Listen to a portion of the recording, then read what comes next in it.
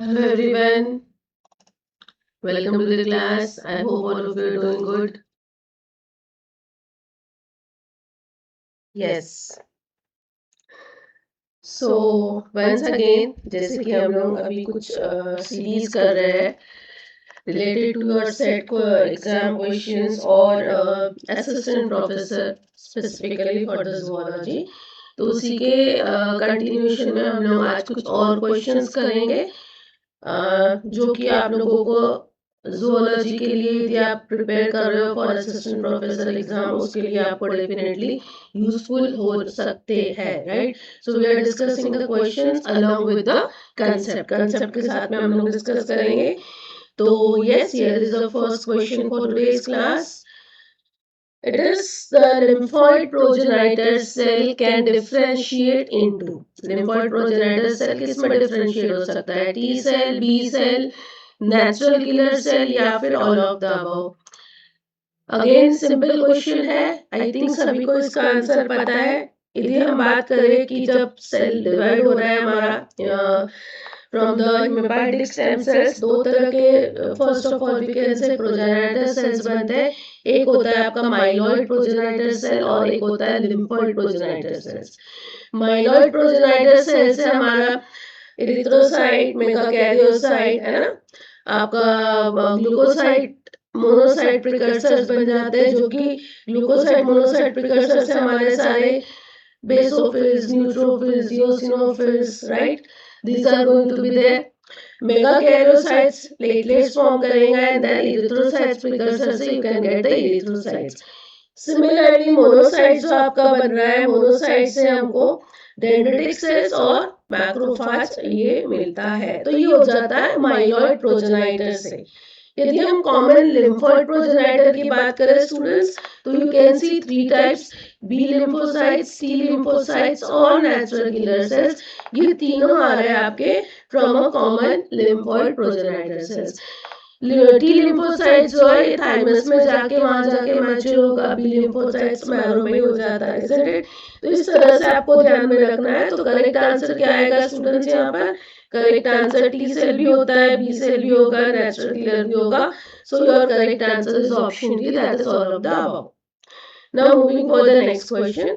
अगला क्वेश्चन है about the immunoglobulin, that how many classes are there in immunoglobulin. Again a very simple और basic question है. हमको पता है कि कितनी classes है students? there are total 5 classes of immunoglobulin, है ना.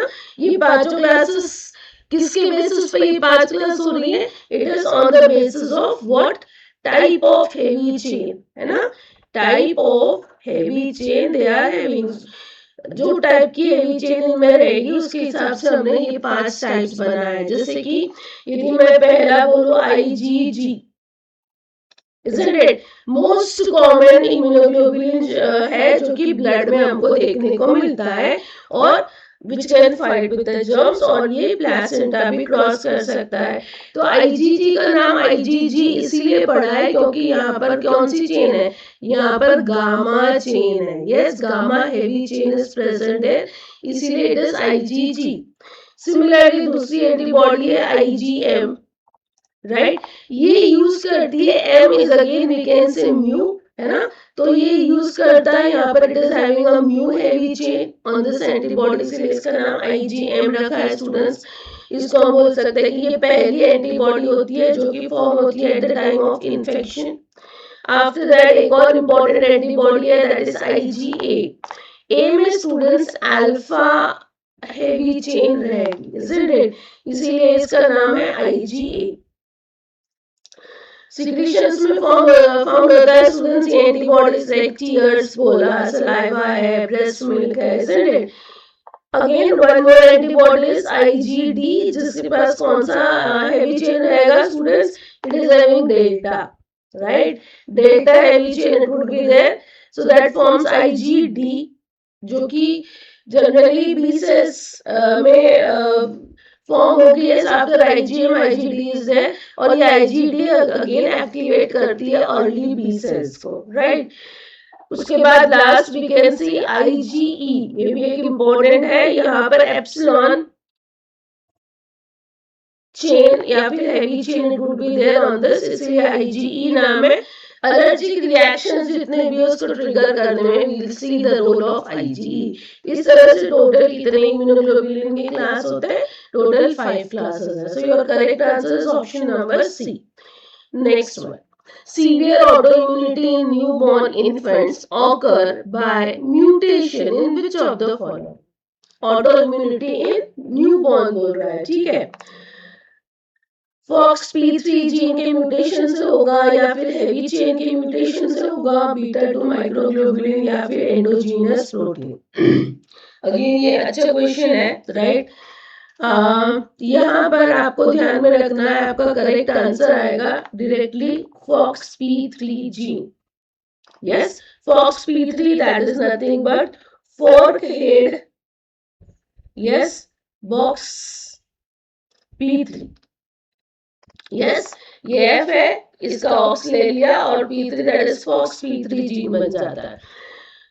फॉक्स P3 जीन जो है students, again it is important in maintaining what?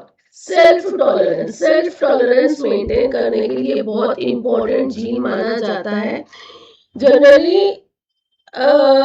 जो रेगुलेटरी टी सेल्स होते हैं, टी रेगुलेटरी सेल्स जो होते हैं स्टूडेंट्स, हमको पता है कि इनका मेन काम क्या होता है? रेगुलेशन करना, है ना। यानी जो सेल्फ एंटीजेंस होते हैं इनके अगेंस्ट ये काम करवाता है, उसको रेगुलेट करता है ना। हमारे बॉडी में जो इम्यून सिस्टम एक्टिवेट होता है उसको थोड़ा सा कंट्रोल में रखने का काम करता है कि बहुत ज्यादा एक्टिवेशन ना हो जाए, isn't it. Non self antigen को we can say if it is going with that, हमारे को पता है दो तरह के एंटीजन होते हैं, सेल्फ एंटीजन और non self antigen, isn't it. Self antigen पे अटैक नहीं होना चाहिए, इजंट इट।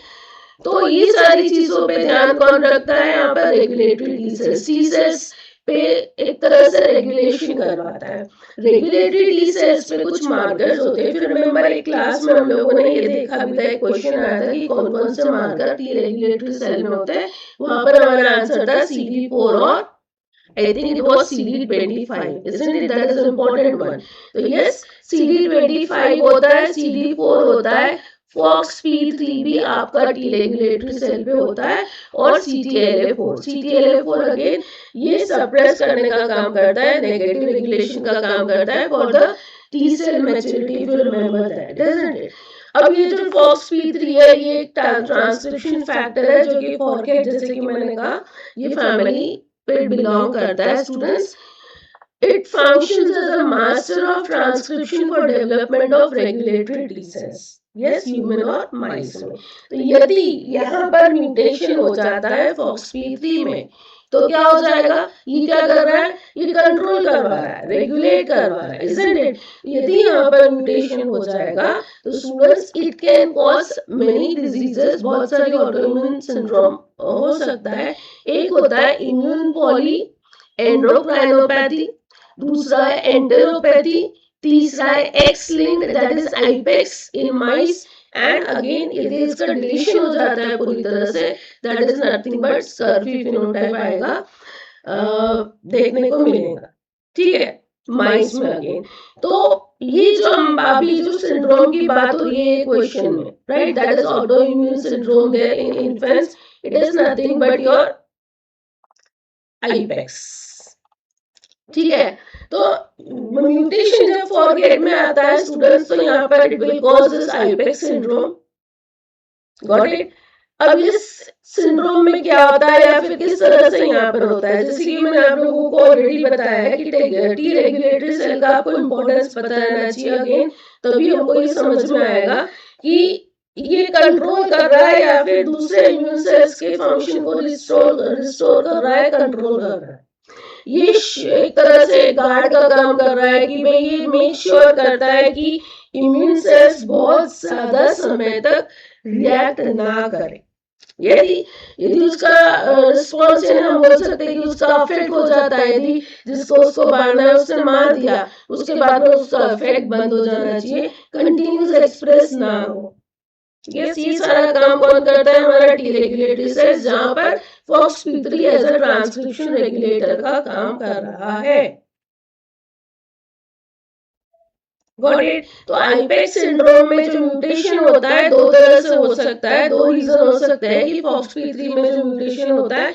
एक तो हो सकता है कि सी टर्मिनल इलोंगेशन में अगेन म्यूटेशन हो रहा है जिसके due to the loss of stop codon and point mutation in polyadenylation site.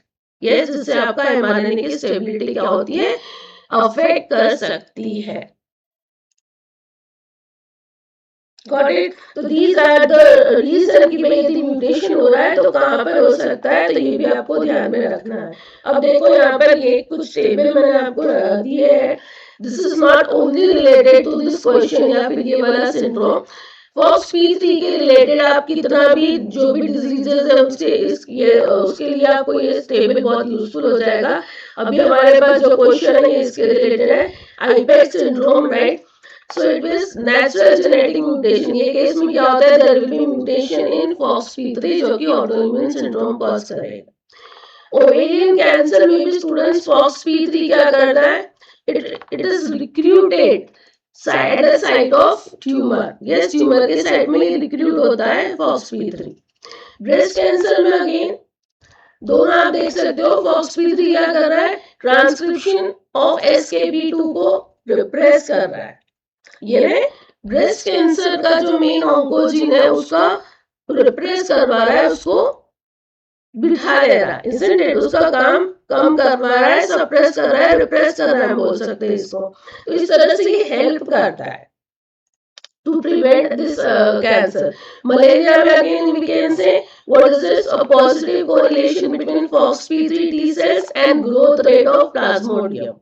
ये देखा गया था, isn't it? Similarly HSV hepatitis C infection, उसके बाद HIV infection, right? यहाँ पर भी हम इसका वो देख सकते हैं। So you can go with multiple sclerosis, right? Type 1 diabetes। तो इन सभी में हम देख सकते हैं there is a role of FOXP3। तो ये इम्पोर्टेंट कंसेप्ट था, इसीलिए मैंने आपको ये सारा टेबल दे दिया है। तो एक बार इसको गो थ्रू कर लोगे, हो सकता है इसके ऊपर और भी आगे क्वेश्चन आ सकता है, ठीक है। तो आपको ये चीज ध्यान में रखनी है। अब जो डिजीज के बारे में यहाँ पर दिया उसके रिलेटेड थोड़ा सा देख लेते हैं। आईपेक्स सिंड्रोम जो है that is immune dysregulation polyendocrinopathy enteropathy X linked syndrome जिसको बोलते हैं, right. This is a systemic autoimmunity immune syndrome हम बोल सकते हैं।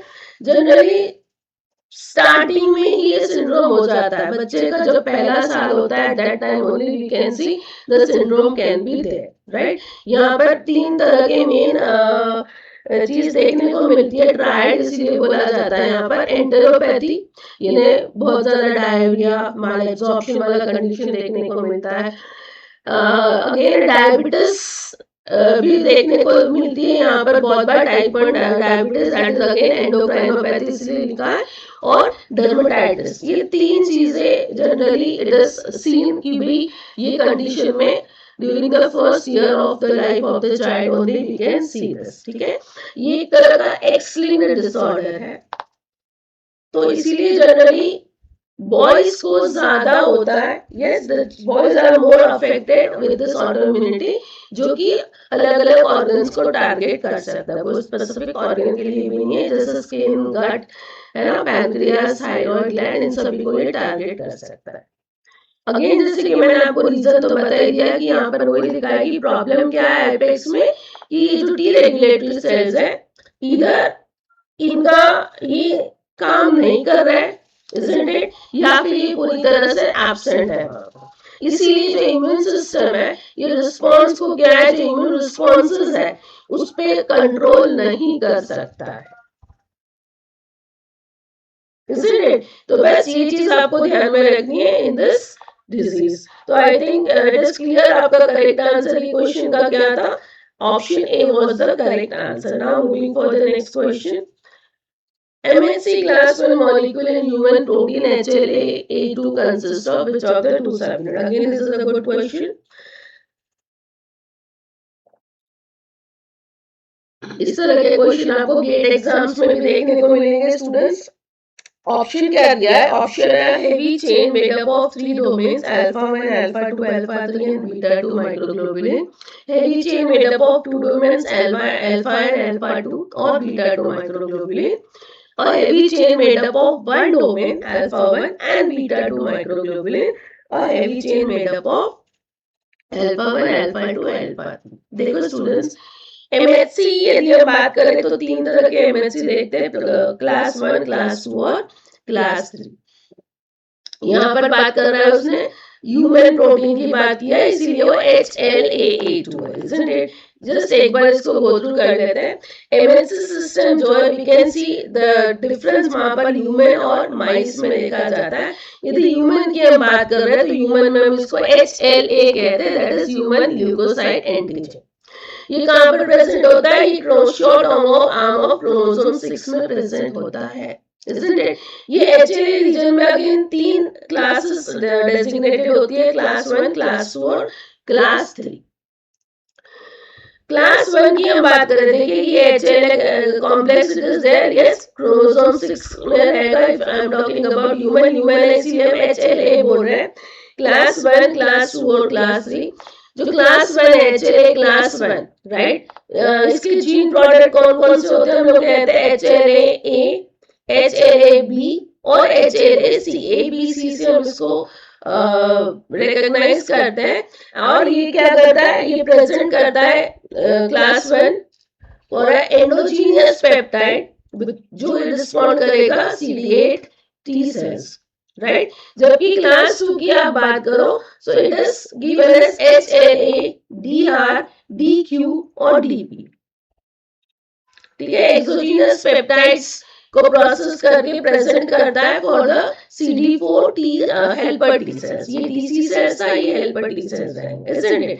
क्लास 3 जो है एमएचसी, ये जनरली प्रेजेंटेशन के काम में काम नहीं आता है, वो वहां पर नहीं होता है, but yes it contains gene which code for immune regulatory molecule, right? ये ना immune regulatory molecules के लिए अगेन वी कैन से जैसे TNF हो गया, फैक्टर C, फैक्टर C3, यानी आपका कॉम्प्लीमेंट फैक्टर जो है, isn't it? यहाँ के लिए ये काम करेगा। तो यू कैन सी उसके जीन्स इसके पास में रहते हैं, राइट। तो ये होता है हमारा जो तीन हम HLA के, HLA1, MHC1, MHC2 और MHC3 की बात करें इन केस ऑफ ह्यूमन।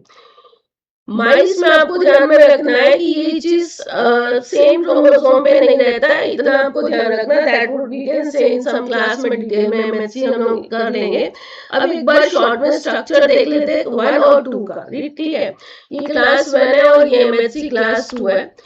देखिए स्टूडेंट्स, यहाँ पर आपको क्या दिख रहा है? अल्फा 1, अल्फा 2, अल्फा 3 और बीटा माइक्रोग्लोबुलिन चेन है इन क्लास 1। क्लास 2 में there is alpha 1 and alpha 2, beta 1 and beta 2। ठीक है, तो अल्फा 1, यदि अभी इस क्वेश्चन में स्पेसिफिकली क्लास 1 की बात हो रही है तो उसका डिस्कस करेंगे। तो क्लास 1 मॉलिक्यूल में अल्फा 1 और अल्फा 2 डोमेन क्या बनाता है?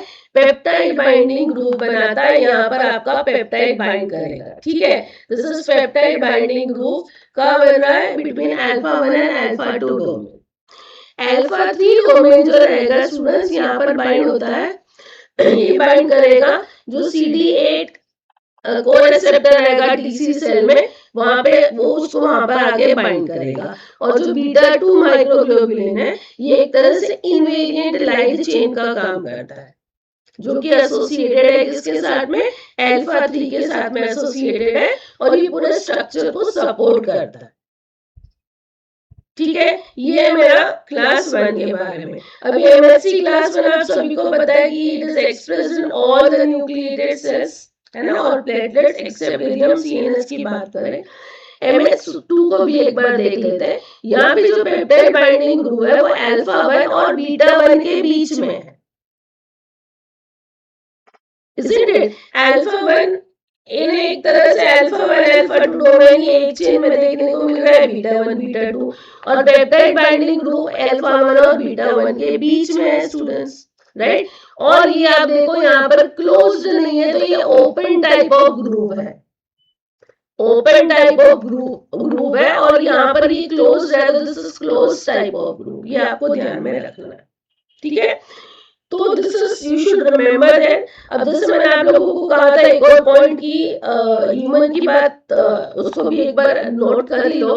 ह्यूमन में हमने क्रोमोसोम 6 कहा, तो यदि मैं माउस की बात करूं तो माउस में एमएचसी सिस्टम को हम एचएलए ना बोल के क्या बोलते हैं, H2 बोलते हैं. यस, H2 भी सेम केस ऑफ माउस. और ये कौन से क्रोमोसोम में प्रेजेंट होता है, ये होता है क्रोमोसोम नंबर 17. ठीक है. यहाँ पर एक और पॉइंट आपको ध्यान में रखना है, यदि हम स्ट्रक्चर की बात करें तो ये पूरा एमएससी तो हम कह रहे हैं कि क्रोमोसोम 6 में इन केस ऑफ ह्यूमन, लेकिन ये जो बीटा 2 माइक्रोग्लोबुलिन होता है students, yes, gene for this beta 2 is not located in HLA complex. HLA complex में इसका जीन नहीं होता है, इसका जीन अलग से होता है on chromosome number 15.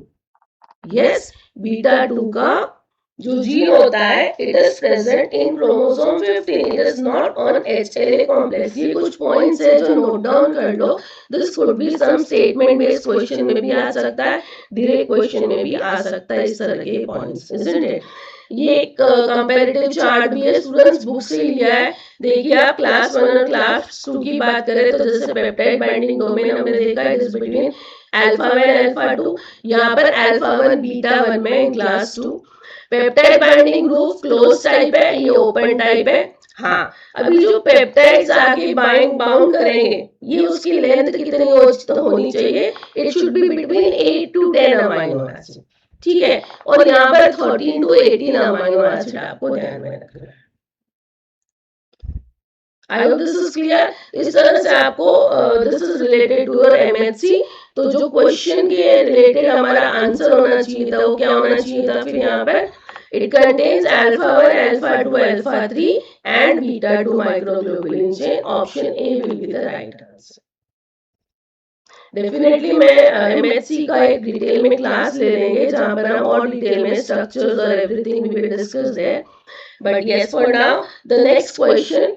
Investigator used viruses as a research tool as to study the mechanism of DNA replication and gene expression, a means to introduce foreign gene into human cells for the treatment of human disease by gene therapy, play role in war against insect, pest and bacterial pathogen and all of the above. Generally all of the above questions में ज्यादातर ना, हमेशा मैं नहीं कहूंगी but ज्यादातर options तीनों right आते हैं, ऑल ऑफ द अबव वाला होता है, नॉट ऑलवेज. नहीं तो आप बोलोगे कि मैम, बट आप देखिए वायरसेस को अगर रिसर्च टूल में हम यूज कर रहे हैं तो डेफिनेटली यहाँ पर ऑल ऑफ द अबव आएगा, क्योंकि जो तीनों इन्होंने दिया है ABC, to study the mechanism of DNA replication and gene expression. Viruses के स्मॉल साइज होने के कारण they are again very easy to study also, है ना, लैब्स में. तो वायरसेस बताता है, वी कैन फाइंड दैट कि किस तरह से डीएनए कॉपी करता है इटसेल्फ, राइट. तो definitely gene turn on turn off कैसे होगा ये देखने के लिए उसको यूज करते हैं.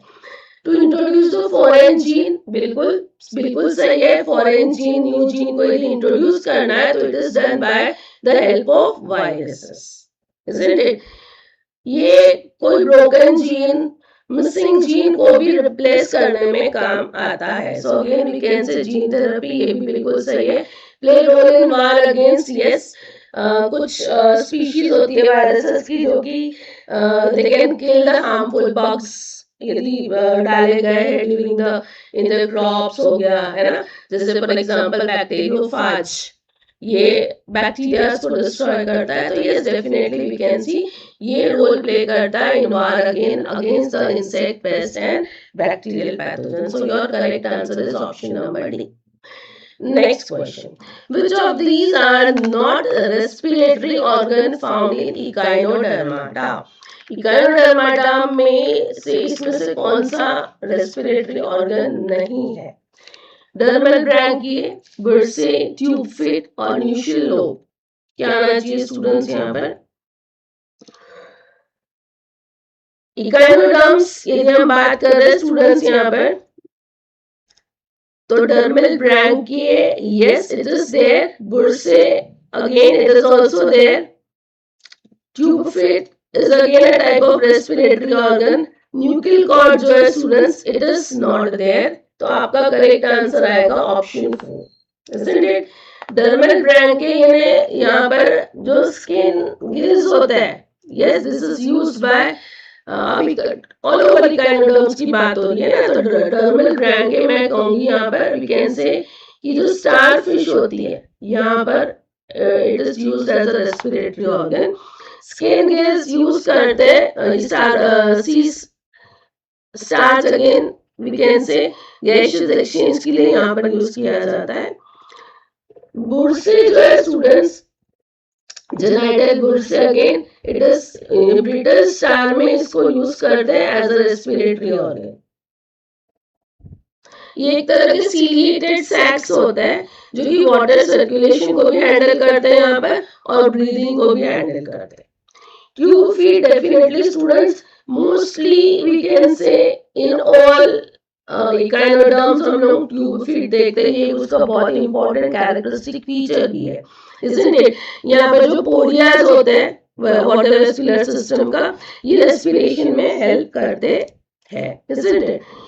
इसके अलावा ये तीन के अलावा और भी रेस्पिरेटरी ऑर्गन्स देखने को मिलते हैं इकाइनोडर्म्स में अलग अलग में, वो मैं यहाँ पर लिख देती हूँ।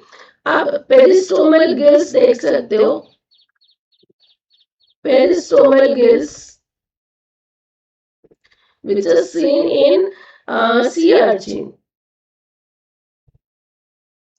ठीक है, फिर एक और है cloacal tree which is also used as a respiratory organ, ये होता है इन सी कुकुम्बर। तो जो न्यूक्लियल लोब है it is not a respiratory organ found in echinoderms, so that's why your correct answer आएगा ऑप्शन नंबर 4। ये 5 आप देख सकते हो 1 2 3 4 और ये 5, this would be a type of respiratory organ found in the echinoderms। ठीक है, then next one, which of this in cockroach is not associated with excretion। अभी कॉकरोच में excretion के लिए कौन सी चीज यहाँ पर एसोसिएटेड नहीं है? फैट बॉडी, मैल्फिजियन ट्यूब्यूल्स, ट्रोपोसाइट्स या फिर कोलेटरल ग्लैंड्स। अगेन क्या आना चाहिए आंसर स्टूडेंट्स? क्या इसकी स्लाइड है? ओके, स्लाइड नहीं है, बट यस यदि मैं बात करूं यहाँ पर तो fat body again it is there, हम बोल सकते हैं कि फैट बॉडीज या क्या कॉकरोच में it is associated with excretion? Yes, it is a type of again storage tissue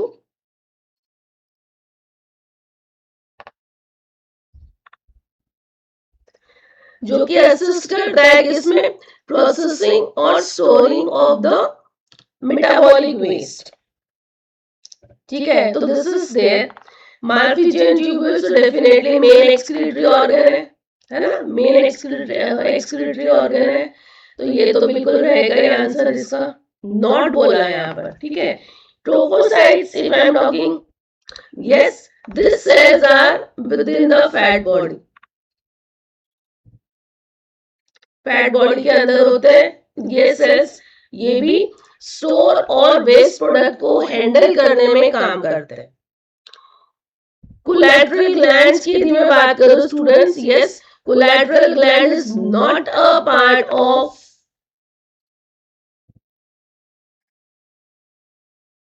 excretory system या फिर एक्सक्रीशन से एसोसिएटेड नहीं होता इन केस ऑफ कॉकरोचेस। जो कोलैटरल ग्लैंड्स की हम बात करते हैं यहाँ पर,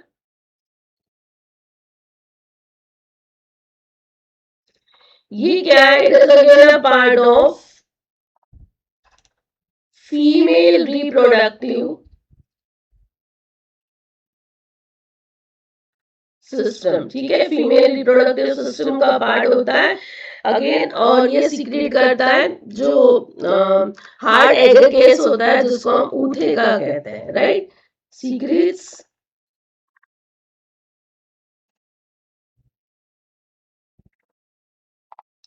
ठीक है, एक और आपको ध्यान में रखना है, इसी तरह का एक और होता है ग्लैंड, ये जस्ट मैं एक्स्ट्रा आपको बता रही हूँ, it is not in the question there.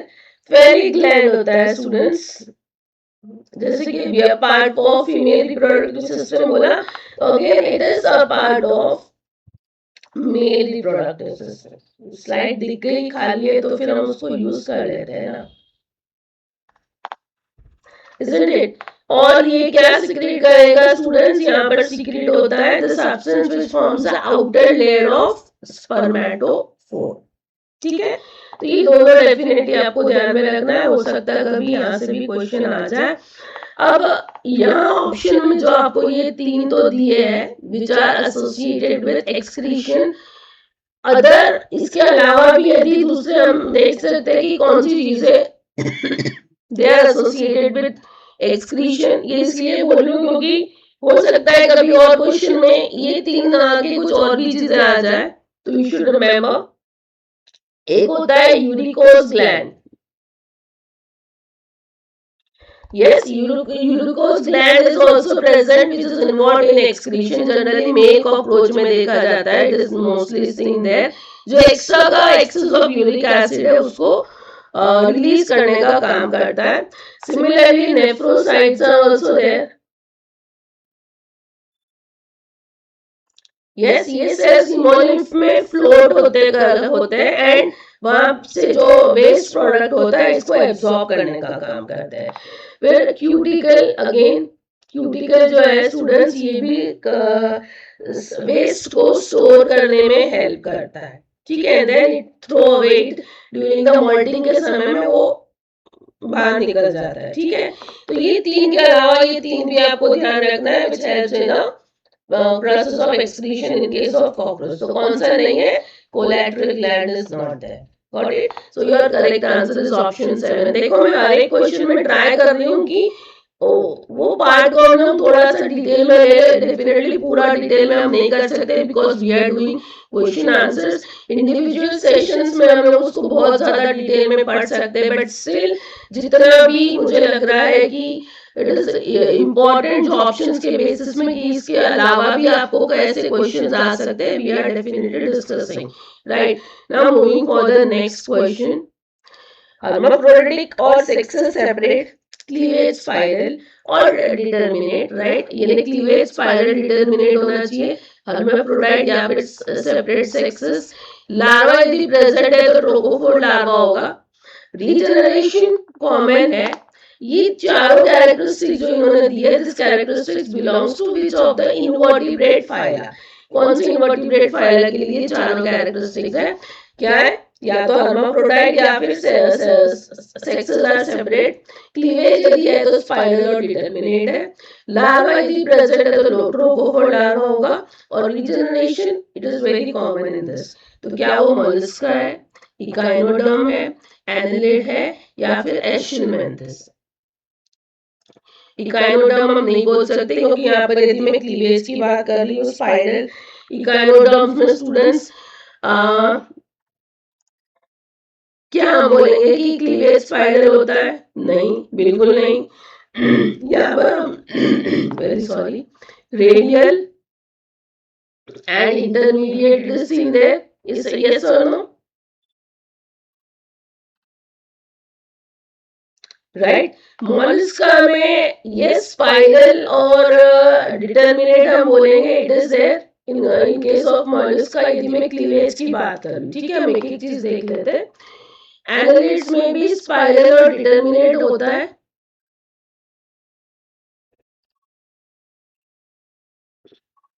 एशिलमेंथिस में स्टूडेंट्स क्या देखेंगे students, can you go there, no, again aschelminthes में भी आपका स्पाइरल डिटरमिनेट आप नहीं देखोगे। तो इसके बेसिस पे सिर्फ यदि मैं क्लीवेज पैटर्न मुझे पता है तो मैं इन दोनों को क्रॉस करके यहाँ पर अभी हम लोग बैठ सकते हैं कि what should be there. Now hermaphroditic या फिर sexes separate, दिस केस में भी ये दोनों मोलस्का और annelids we can go with that, isn't it. अब आ रहा है यदि लार्वा प्रेजेंट है तो ट्रोकोफोर लार्वा, क्या ये regeneration again which is common. तो रीजनरेशन में echinoderms you can see there, mollusca में it is less, yes it is very less extent में रीजनरेशन देखने को मिलता है। एशियल में अगेन एब्सेंट है, तो ये तो पहले हमने इसको क्रॉस कर लिया था, बट एनालिट्स में रीजनरेशन इज सीन, रीजनरेशन यहाँ पर देखने को मिलता है एनालिट्स, राइट।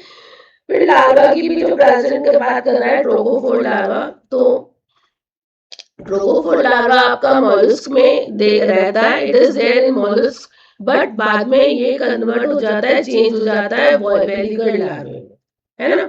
इकाइनोडर्म्स के लार्वा फॉर्म जो है बाइपिनेरिया है, ब्रैक्यूलेरिया, इकाइनोप्लूटिस, यस डोलियो लार्वा, ये रहेगा आपका इकाइनोडर्म्स में। एनालिट्स का लार्वा जो है students, yes it is trochophore larva यदि रहा तो, और एशियलमेंथस में again there is a direct development, isn't it. तो अगेन आपका करेक्ट आंसर कैसा आना चाहिए यहाँ पर, करेक्ट आंसर आपका आना चाहिए एनालिट्स। मोलस्क और एनालिट्स दोनों में कंपैरिजन था मेनली, बट यस यदि मैं रीजनरेशन की बात करूँ, लार्वेस की बात करें, तो वहां पर more specifically it goes for your annelids. देखो एनालिट्स की कैरेक्टरिस्टिक्स कुछ यहाँ पर लिखी हुई है। Generally they all are aquatic, marine, fresh water, terrestrial, isn't it. Body कैसी होती है, इलोंगेटेड होती है, ये लोग ट्रिप्लोब्लास्टिक होते हैं। Symmetry bilaterally, yes truly coelomate होता है।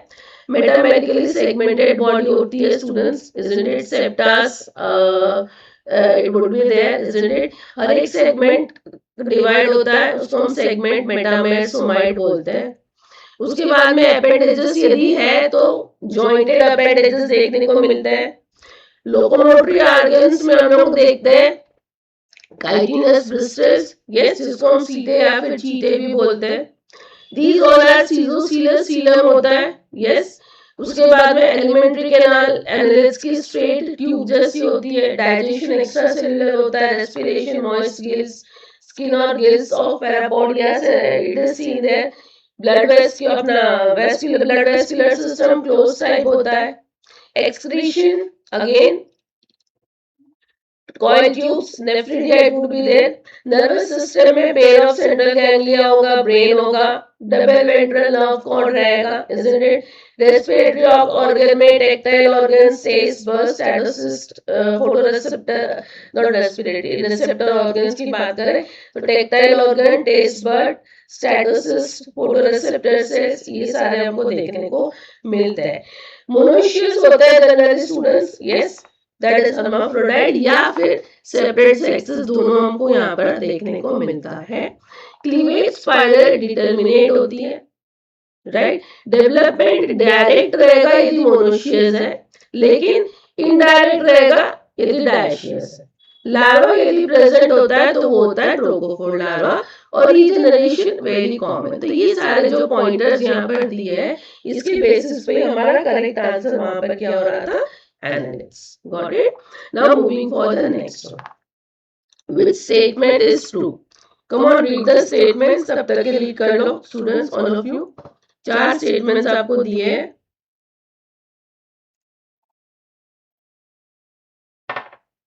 पहला statement है oligochaetes, nephridia and coelomoducts are united. In Hirudinaria, the coelom and is represented as hemocoelomic channels and the space enclosing gonads. In all polychaetes, nephridiae and coelomoducts are separate. Arachnidia have a single nephridia in each segment. क्या correct answer आएगा? पहला बोला है oligochaetes, right? Nephridia and coelomoducts are united. United नहीं रहता, यहाँ पर ये कैसे होते हैं, separated होते हैं। Yes. Similarly, in Hirudinaria, the coelom is represented as hemocoelomic channels and the spaces enclosing gonads. क्या ये सही है? In all polychaetes, nephridia and coelomoducts are separate. Again, in all polychaetes बोला है तो you cannot go with all. Yes, कुछ polychaetes ऐसे भी होते हैं जहां पर we can see this nephridia and coelomoducts partially fused होते हैं। यस या फिर कंप्लीटली फ्यूज हो जाते हैं और नेफ्रोमिक्सिया बनाते हैं, कुछ में रहता है, नॉट इन ऑल पॉलिचेस। तो ये गलत हो जाएगा, ये गलत हो गया। फोर्थ में बोला है Archaeolida has a single nephridia in each segment. You cannot say directly strictly सभी में सिंगल नेफ्रिडिया होगा. It can change, it varied हो सकता है. तो करेक्ट आंसर आपका क्या आएगा? Option B is the right answer. कि सीलोम रिप्रेजेंट होता है as a haemocoelomic channel and the space enclosing the gonads. ठीक है, so your correct answer is option 2. Now moving for the next one. Which of this is not larval form of Echinodermata? अभी I think 2 question पहले हमने Echinodermata के मैंने larval form आपको orally बताया. इसमें से कौन सा नहीं है? Brachyolaria, Doliolaria, Echinopluteus या फिर Echinoarachnus. कौन सा नहीं है स्टूडेंट्स? डेफिनेटली फोर्थ वाला. ये किसी भी तरह का larval form ही नहीं है ना?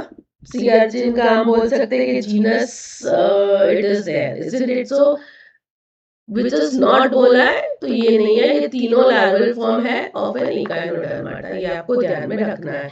तो और इसमें चौथा भी आपको ध्यान में रखना है, that is bipinnaria. That is also larval form of Echinodermata. Next, mitochondrial DNA codes for rRNA, tRNA and proteins respectively as in mammals. कितने, क्या बोल रहा है, कितने आरआरएनए, कितने टीआरएनए और कितने प्रोटीन्स रहेंगे इन मैमल्स, आपको ये बताना है डायरेक्टली. तो आपका करेक्ट आंसर क्या आना चाहिए? 2 टीआरएनए, राइट? सॉरी 2 क्या रहता है? यहीं पे लिख देती हूँ मैं. 2 आरआरएनए, 2 आरआरएनए होते हैं जो कि small and large subunit बनाते हैं. और to the mitochondria there 12 S और 16 एस. टीआरएनए की यदि मैं बात कर रही हूं तो 22 टीआरएनएस आर देयर, राइट? और प्रोटीन्स नियरली 13 प्रोटीन्स जीन होते हैं, राइट? तो 2 22 13 ऑप्शन ए डायरेक्ट क्वेश्चन था. अगेन आपका करेक्ट आंसर आएगा ऑप्शन नंबर ए.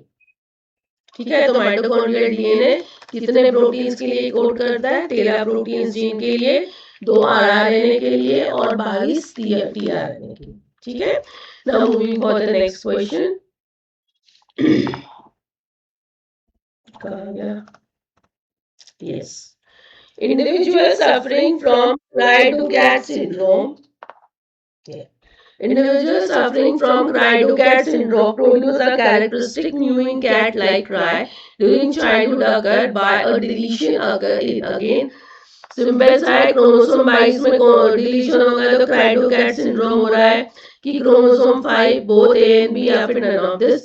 डेफिनेटली स्टूडेंट्स cry-to-cat syndrome जो है that is due to a partial deletion in short arm of chromosome number 5. जहां पर जो बच्चा है जब वो रोता है तो इट इज, जो बिल्ली रोती है उस तरह का एक साउंड क्रिएट होता है. That's why the syndrome is called as cry-to-cat syndrome. Got it? Moving for the next one. During chromosomal aberration, one chromosome missing condition called as, यानी 2n-1 वाला कंडीशन कौन सा कंडीशन बोला जाता है? Is it nullisomic, double monosomic, monosomic या फिर trisomic? I think ये भी बहुत सिंपल था, हम सभी को पता है. ये हमारा डिप्लॉयड क्रोमोसोम जो भी हम बात कर रहे हैं, इसमें यदि एक completely we can say single chromosome, देखो यहां से ये वाला एक डिलीशन हो रहा है, isn't it? तो ये हो गया 2n-1, isn't it? तो 2n-1 को हम क्या कहते हैं? Monosomic, isn't it? दोनों क्रोमोसोम का डिलीशन हो रहा है, यहाँ पर पूरा एक पेयर निकल गया तो हो गया 2n-2. इसको बोलते हैं नलिसोमिक. ठीक है, सिमिलरली स्टूडेंट्स आप यहाँ पर देख सकते हो कि यहाँ पर भी 2 क्रोमोसोम का डिलीशन है, तो ये भी 2n-2 ही होता है. लेकिन हम इसको 2n-2 ना लिख के हम लिखते हैं 2n-1-1. क्यों? क्योंकि दोनों एक ही साथ वाले नहीं है, एक ही पेयर से नहीं है. एक क्रोमोसोम एक पेयर से गया, एक क्रोमोसोम दूसरे पेयर से डिलीट हुआ, इसलिए वो 1-1 हो रहा है, राइट? इसको बोला जाता है, देखो 2n-1 मोनोसोमी था तो 2n-1 भी क्या हो जाएगा? डबल मोनोसोम. ठीक है, सिमिलरली 2n अब यदि एडिशन हो रहा है क्रोमोसोम का तो 2n+1 दो होने चाहिए, 2 के बदले 3 है, ये ऐड हो गया तो ये हो गया ट्राइसोम। ठीक है, 2 क्रोमोसोम ऐड हो गए तो that is your tetrasomy 2n+2। और सिमिलरली दो क्रोमोसोम लेकिन दो अलग अलग सेट में आके ऐड हुए तो 2n+2+2 that is double tetrasome. I think this is clear. तो हमारे को जो क्वेश्चन था अभी 2n-1 बोला था तो दैट इज मोनोसोमी। तो आपका करेक्ट आंसर क्या आएगा? Option number C. Now moving for the next question. Next question है the phenomena of translocation was first discovered in 1923 by Bridges and Drosophila through genetic analysis of a shift of segment of chromosome. कहाँ से? Chromosome 2 to 3. This translocation produced phenotypic effect. This translocation produced lethality effect. या फिर all of the above. क्या आना चाहिए correct answer? Definitely the correct answer is all of the above.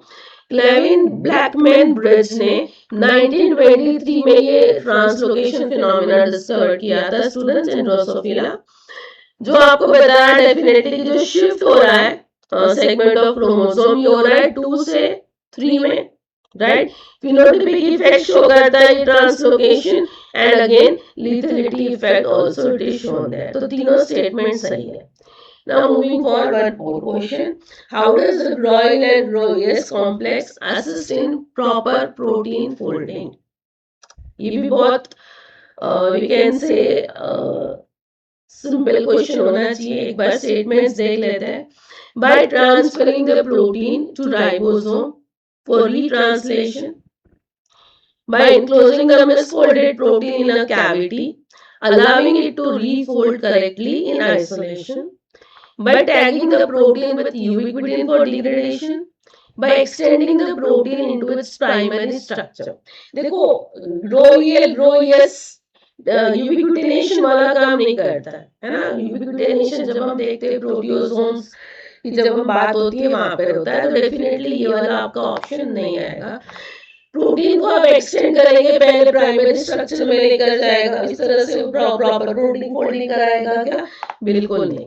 Bye transferring the protein to ribosome for retranslation, वापस से translation करेगा? नहीं भाई। करेक्ट आंसर क्या आएगा? The correct answer definitely it is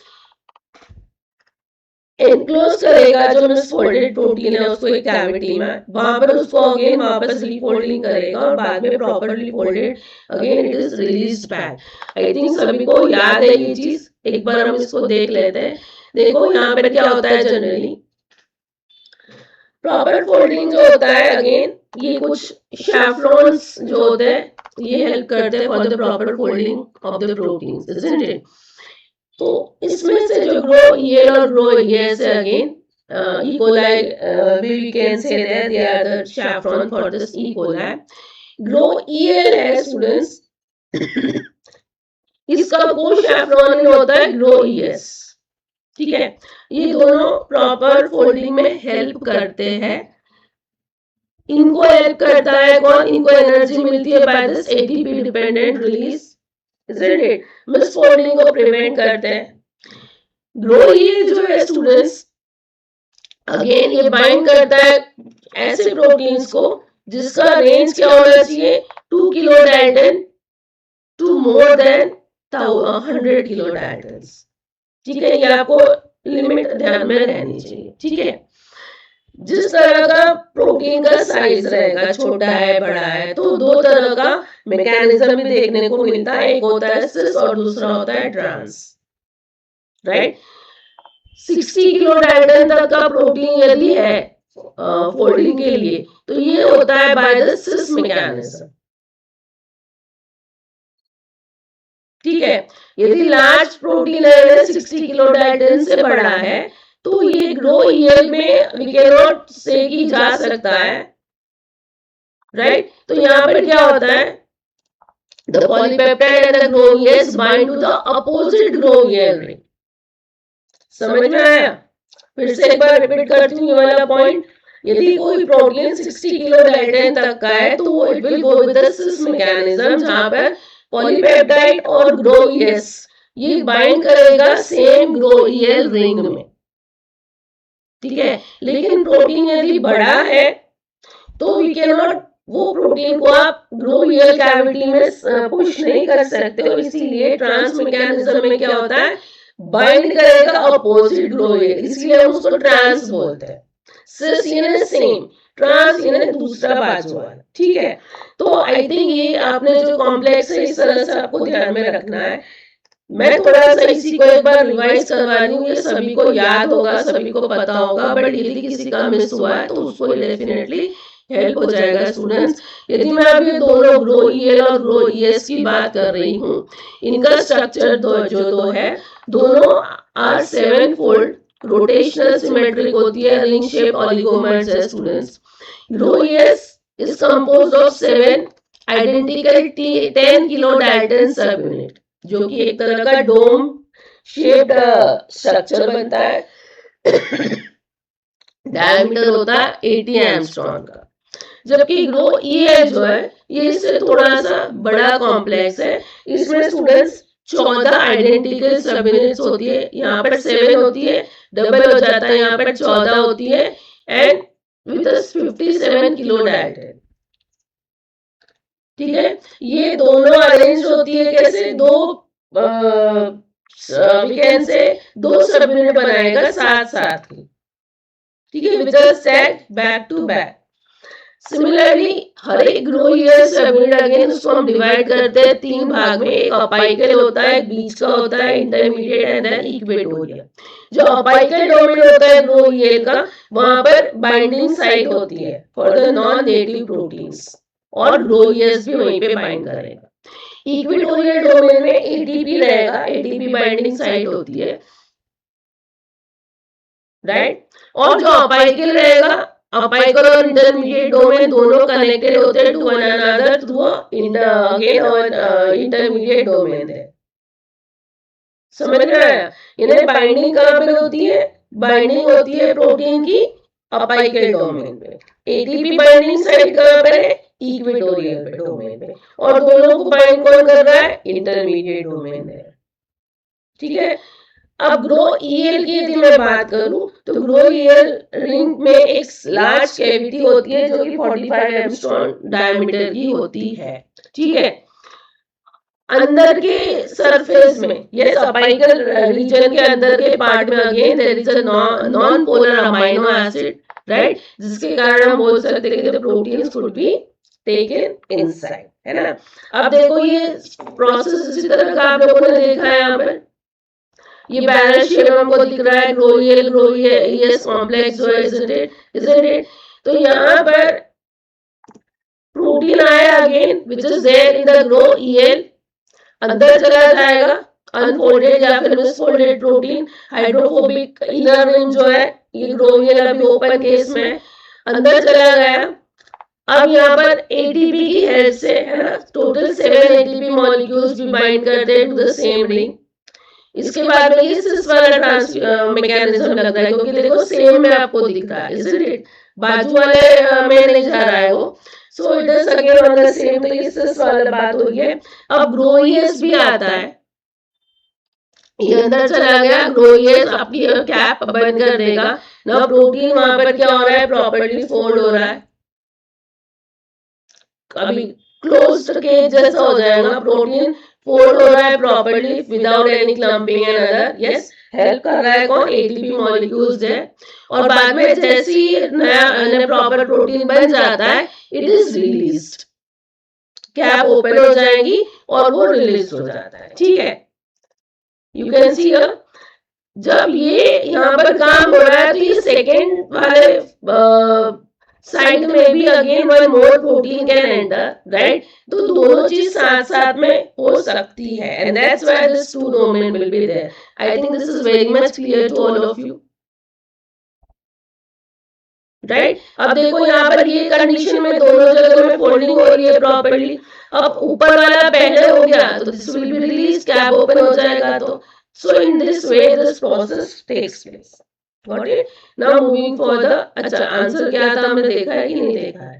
हाँ, कर तो लिया था, option B will be the right answer. Now moving for the next one.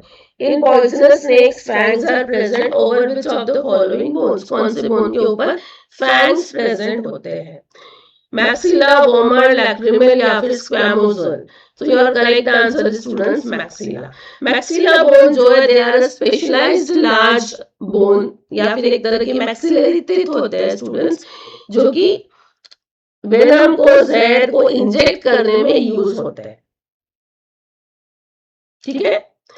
Vomer जो है स्टूडेंट्स ये नेजल रीजन का बोन है, छोटा सा बोन होता है नेजल रीजन में. लैक्रिमल फेशियल बोन है, आंखों की जो ऑर्बिट होती है उसके पास में रहता है. ठीक है. या फिर बहुत बार it is also absent in snakes, we can say generally reduce form में रहेगा या फिर एब्सेंट रहता है. Squamosal students it is bone which is present on a posterior region of the skull. ये क्वाड्रेट बोन को सपोर्ट करता है. ठीक है. तो क्योंकि यहाँ पर हमको कहाँ पर फैंग्स प्रेजेंट होते हैं पूछा है, तो it is your maxilla bone. Now moving for the next question. Foramen of Panizzi is an opening which is present in crocodile. अब ये foramen of Panizzi क्या है? ये एक तरह का होल होता है स्टूडेंट्स, ओपनिंग बोला है. ये प्रेजेंट होता है लेफ्ट और राइट एओर्टिक आर्क के बीच में. ठीक है. तो करेक्ट आंसर क्या आएगा? Where left and right aortic arch cross each other. ये ब्लड फ्लो को इन दोनों के बीच में, बिटवीन द टू एओर्टा के बीच में फ्लो होने में हेल्प करता है. यस, व्हेनेवर द क्रोकोडाइल का अपनी ब्रीथ जब होल्ड करके रखता है तो उस समय में ही काम आता है. तो your correct answer for this question is option number C. Now eggs of human beings and amphioxus are. Amphioxus यानी लैंसलेट की बात कर रहा है. कैसे होते हैं? Microlecithal, mesolecithal, telolecithal, centrolecithal. If you remember about the human only, आप आंसर दे सकते हो. Your correct answer is microlecithal. Microlecithal यानी जिसमें बहुत ही कम अमाउंट ऑफ यॉक होता है. ह्यूमन एम्ब्रियो को यॉक की जरूरत नहीं होती है for the nourishment, isn't it? Nourishment directly mother से मिल जाता है वाया प्लासेंटा. सो डेफिनेटली इनके जो एग्स रहेंगे यहाँ पर यॉक का कंसंट्रेशन बहुत कम होता है. That's why we say that it is your microlecithal. तो करेक्ट आंसर क्या आएगा? माइक्रोलेसिथल. यस. मीसोलेसिथल में हम देखते हैं कि एग्स, सच एग्स जहाँ पर अनइवनली डिस्ट्रीब्यूटेड यॉक होता है, मॉडरेट अमाउंट ऑफ यॉक होता है. एम्फीबियंस में देखते हैं. टेलोलेसिथल, मैक्रोलेसिथल यदि हम बात करें तो मैक्रोलेसिथल में there will be large amount of yolk, birds में देखते हैं. Centrolecithal which is concentrated in the central insect में देखा जाता है, इजंट इट? तो आपका करेक्ट आंसर आएगा option number A for this question. Now moving for one more question. Healthy normal human babies do not shiver in cold because.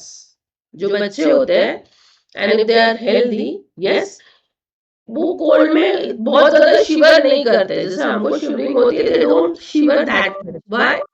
Because their body temperature is less than adult. They have about 6% of body weight as brown fat in their body. BMR is less than adult. Their body surface area is less and their body temperature is also less. Actually, babies को students इनके पास में very well developed हम बोल सकते हैं skeletal muscles होते हैं which can burn the energy directly. Yes, और हीट बनाता है. कैसे? by the brown adipose tissue यानी brown fat. Yes. Neck region जो है, चेस्ट रीजन है, यस, अपर बैक रीजन है, ये वाले पार्ट में ये ब्राउन फैट डिपॉजिटेड होता है और यही हेल्प करता है एनर्जी को ही कन्वर्ट करते हैं टू मेक द हीट. और हीट ऑलरेडी बॉडी में बनती है तो they will not shiver in the cold. ठीक है. तो पहला ऑप्शन है कि they the body temperature is less than adult. ऐसा नहीं होता है, सिमिलर होता है body temperature. BMR is less than adult. Actually babies का बीएमआर, छोटे बच्चों का BMR is more than adult, not less than adult. Yes, उसके बाद में the surface area is less and their body temperature is again less। Body temperature already हमने कहा कि लेस नहीं होगा तो ये वाला ऑप्शन भी नहीं आएगा, isn't it? Body surface area भी लार्ज होता है, नॉट लेस। यहाँ पर बोल रहा है they have about 6% of body weight, nearly 2 to 5% आप बोलते हैं, बट अबाउट बोला है 6%, so you can go with that। Brown fat होता है, so that's why the correct answer is option number B for that, right? One more question. Cytopage is found in kangaroo, slipper, animalcule, snail या फिर scorpion. इसको साइटोप्लॉक्ट भी बहुत बार बोला जाता है या फिर सेल एनस भी कहते हैं। ये जनरली सिंगल सेल ऑर्गेनिजम्स में देखने को मिलता है। तो क्या कंगारू सिंगल सेल एनिमल है, स्नेल, स्कॉर्पियन? तो करेक्ट आंसर क्या आएगा? स्लीपर, एनिमल्क्यूल या फिर जिसको it is a type again we can say paramecium. ठीक है, ये साइटोप्लॉक या साइटोप्स क्या करता है? It is again a specialised pore होता है, एक तरह का छेद होता है जिससे अनडाइजेस्टेड वेस्ट क्या होता है? इजेक्ट हो जाता है, बाहर निकलता है। ठीक है, तो ध्यान में रखना it is found in unicellular या फिर सिंगल सेल ऑर्गेनिजम्स। तो आपका करेक्ट आंसर ये चार ऑप्शन में से है, स्लीपर, एनिमल की। Is this clear students, all of you? तो okay, I think we can stop here. आज जितना हमने क्वेश्चंस पढ़े, कुछ कंसेप्ट्स डिटेल में भी डिस्कस किए, I hope that is going to be useful for you all students. और भी कुछ क्लासेस हम डेफिनेटली करने वाले हैं, सो बने रहिए। एंड यस, प्लीज सब्सक्राइब कीजिए चैनल को so that you can get the notifications. Yes, I can also get, मुझे भी थोड़ा सा मोटिवेशन मिलेगा कि yes the childrens are liking the class. आप सब्सक्राइब करते हो, यदि लाइक करते हो, शेयर करते हो वीडियो को, so that would be good for me also. मुझे लगेगा कि yes you are liking the class, तो मैं कुछ और अच्छे और वीडियोस बनाऊंगी, मैं वैसे भी बनाऊंगी, बट यस यदि if you more and more childrens will subscribe the channel, like and share the video, तो यू कैन सी ना, जैसे हाँ अच्छा लगेगा कि हाँ बच्चे इंटरेस्टेड है, तो हम और अच्छी तरह से भी I can make some more conceptual videos also। और हाँ स्टूडेंट्स, जैसे कि मैं हमेशा कहती हूँ, यदि if you are having any of the doubts या फिर कुछ सजेशन है, आपको कुछ स्पेसिफिक टॉपिक पे कुछ लेक्चर चाहिए, वीडियो चाहिए, so please let me know, I'll try to add that also, right? So till then all of you, bye bye, take care and keep learning।